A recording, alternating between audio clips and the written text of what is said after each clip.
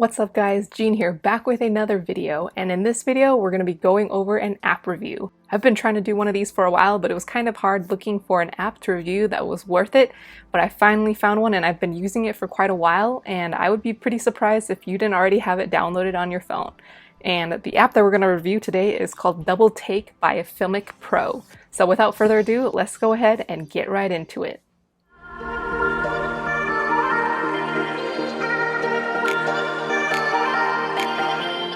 So DoubleTake is a camera app built by the makers of Filmic Pro, and it's really nice because it's kind of given in its name where you can film with two cameras instead of just one. So the native camera app on your iPhone will only let you record with either your back camera or your front-facing camera, but with DoubleTake you can record using both. So I'll go ahead and step through what the user interface looks like, as well as a couple of examples with the app in action, and you'll get to see why the app is so great and how you should be using it whenever you're traveling, trying to vlog, because it's great for capturing all of the different reactions.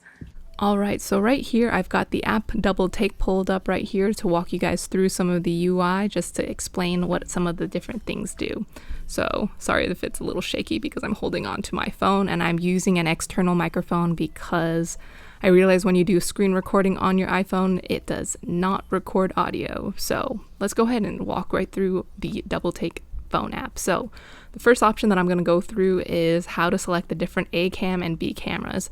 So you can do that with the little camera icon in the lower left hand corner. So if we click on that, it allows you to choose your A camera and your B camera. And you can choose just one of them if you only want to record one, but I would just recommend using your actual camera for that. And if you just want to record just one. I have the iPhone 11, so I have the option to do ultra wide as well as the wide lens. If you have the iPhone 11 Pro or Pro Max, then you would have the telephoto lens as well, I believe. I don't know because I don't have it. But here I'm going to go ahead and deselect the ultra wide cam, and it will always select one camera as the A cam. So you can see that my selfie cam is now selected as the A cam, and then you can see the little light waves on the very bottom of the screen. And if we go back to the camera options, we're going to step through the rest. So here we can do the wide as the B cam, and that will change it like that, and you can change it around. But if we go back, my B cam be the wide, and then my self be the selfie. Here's where you can choose your frame rates as well. So as I had mentioned, you can choose 30 frames per second, which is the default, but if you click on the number again, it shows 24 frames per second, and if you click once more, then it is 25 frames per second. But those are all of the options that you can choose from, and you would just click confirm if you want to have it at those frames. And here you can also select the different recording method that you want. So right now in the upper right hand corner, you can see that there's two rectangles stacked on top of each other, which means discrete mode. And this is where it saves an A cam file and a B cam file. So if we tap on that, it says picture in picture, and this is where it's burned into the file itself, so you can't edit it in post. And then there's also the split screen. So we're going to go ahead and leave these as our options and just choose confirm. And you can see it looks like that. And then if we go back to the discrete method, this is what it looks like. So if I wanted to choose the different placement or just hide it off screen, since it will be recording either way, I will just swipe it over to the side of the screen, and you can see there's a little arrow. So if you want to see it again, you just tap on that little arrow, but you can literally hide it wherever you want. So on the upper half of the screen, on the right side, or on the bottom. And there you go. So you can also enlarge it if you want to lock the exposure of yourself before messing with the rest of the background. One of the cons that I had mentioned is that you cannot zoom on either of these, so I can't do the 2-finger pinch zoom or zoom out on this. It's just default like this. So then the bottom right hand corner button is kind of self-explanatory. This is the button that you would use to record, and that is what it looks like. And you can tell that it's recording because it has the typical record button as well as the timer on the top. And then in order to view the footage that you have recorded, you just click on this cute little SD card button in the upper left hand corner. So if we click on that, you can see all of the footage that I have recorded onto this app.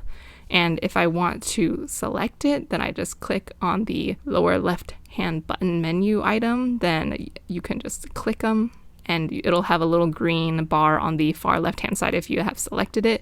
You can save it to your camera roll using the second option in the bar, and you can also airdrop it to yourself or share it with other people, and delete would be the last option. And the nice thing about this app is that it's pretty self-explanatory. It tells you a lot of information about the recording itself. So it tells you the date, the time, the quality. So there is where you can see the default 1080p.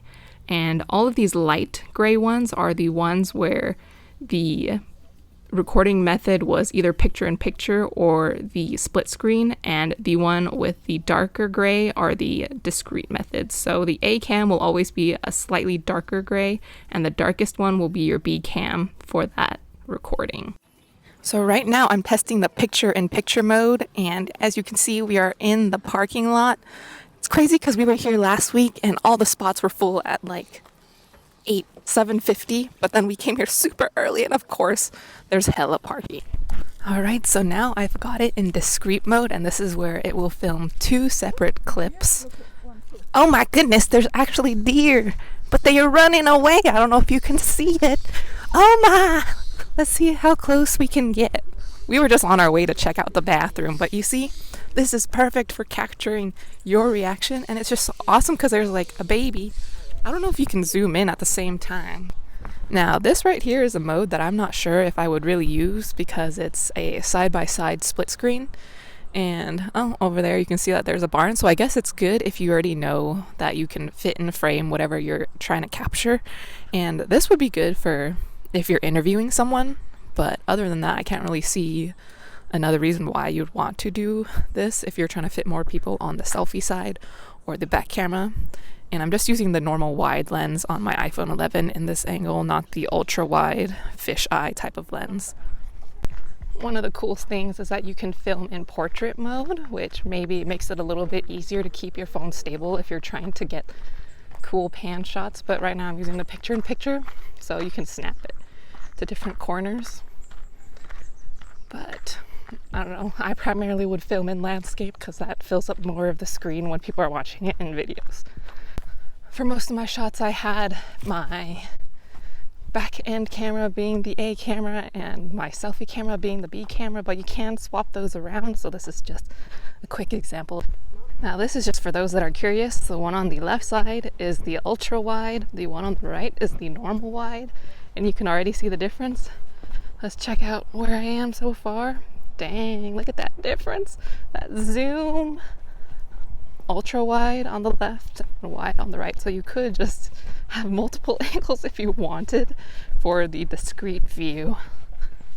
Thank you guys so much for watching my review video on DoubleTake.